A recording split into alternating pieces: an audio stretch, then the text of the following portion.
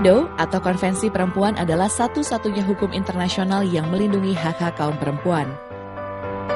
Indonesia mengesahkan CEDAW pada tahun 1984 melalui Undang-Undang Nomor 7 Tahun 1984 tentang pengesahan Konvensi Internasional penghapusan segala bentuk diskriminasi terhadap perempuan. Melalui pengesahan ini, Indonesia mengikatkan diri secara hukum untuk menjalankan semua ketentuan dalam CEDAW. Dan seluruh rakyat Indonesia wajib turut serta menghapuskan diskriminasi terhadap perempuan. CEDAW memiliki 3 prinsip dasar: prinsip kesetaraan substantif, prinsip non-diskriminasi, dan prinsip kewajiban negara. Kesetaraan substantif memastikan perempuan mendapatkan kesempatan terlibat dalam perumusan kebijakan pembangunan.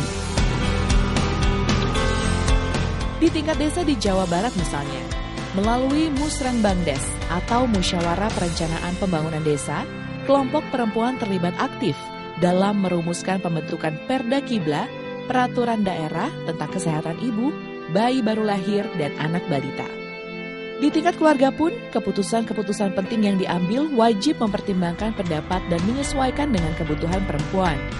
Keputusan memilih alat kontrasepsi, menentukan jumlah anak, atau jarak kelahiran misalnya.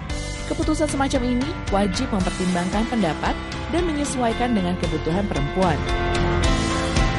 Kesetaraan substantif juga memastikan bahwa semua perempuan, baik disabel, perempuan di pedesaan, perempuan dari kelompok miskin, dan perempuan dari kelompok minoritas dapat menikmati hasil suatu kebijakan atau suatu program pembangunan. Ketidaksetaraan banyak terjadi karena adanya stigma atau label negatif kepada perempuan. Perempuan dikatakan sebagai makhluk lemah, makhluk tidak terampil dalam mengambil keputusan. Perempuan adalah pelayan bagi suami, atau tugas perempuan hanyalah urusan rumah tangga. Adalah label-label negatif yang masih ada hingga hari ini. Dalam pekerjaan, label negatif menjadikan perempuan sebagai buruh murah. Karena dianggap tidak berpendidikan, tidak terampil, dan hanya dianggap sebagai pencari nafkah tambahan dalam keluarga. Ketidaksetaraan masih terjadi hingga hari ini. Berikut ini adalah beberapa fakta yang menunjukkan hal tersebut.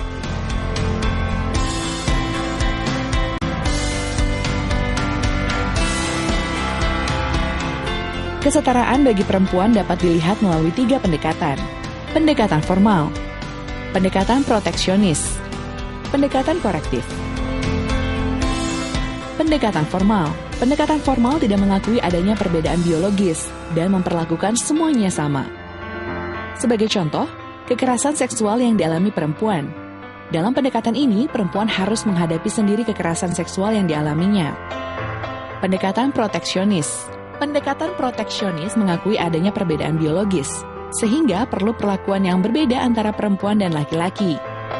Pendekatan ini menganggap ketidaksetaraan yang dialami perempuan sebagai suatu kodrat. Dalam contoh kasus kekerasan seksual muncul berbagai larangan bagi perempuan, seperti larangan keluar malam, wajib berbaju tertutup, dan sebagainya. Pendekatan korektif. Pendekatan korektif mengakui adanya perbedaan biologis dan keragaman, sehingga ada perlakuan yang berbeda untuk memastikan kesetaraan dalam hal kesempatan, partisipasi, dan hasil yang didapat. Dalam kasus kekerasan seksual terhadap perempuan, pendekatan korektif akan menciptakan lingkungan yang aman dan nyaman bagi perempuan. Misalnya untuk bebas beraktivitas di malam hari, disediakan penerangan jalan, transportasi aman, dan petugas keamanan, serta merubah pola pikir masyarakat untuk tidak melihat perempuan sebagai objek seksual semata. Dalam contoh adanya ketidaksetaraan jumlah anggota DPR Republik Indonesia yang didominasi oleh laki-laki, maka pendekatan korektif melahirkan tindakan khusus berupa aturan 30% kuota bagi perempuan dalam pencalonan legislatif dan kepengurusan partai politik.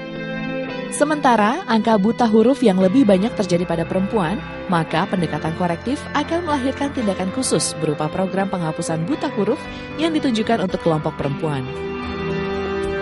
Konvensi CEDAW mengadopsi pendekatan korektif untuk digunakan sebagai prinsip dasar pemenuhan hak asasi perempuan.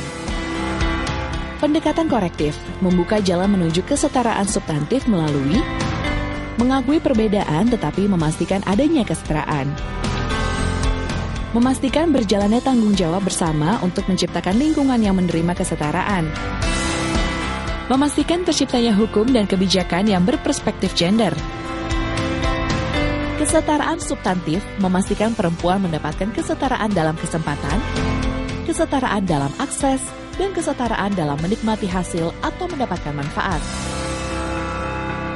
Demikianlah penjelasan tentang kesetaraan substantif, satu dari 3 prinsip yang ada dalam SIDO.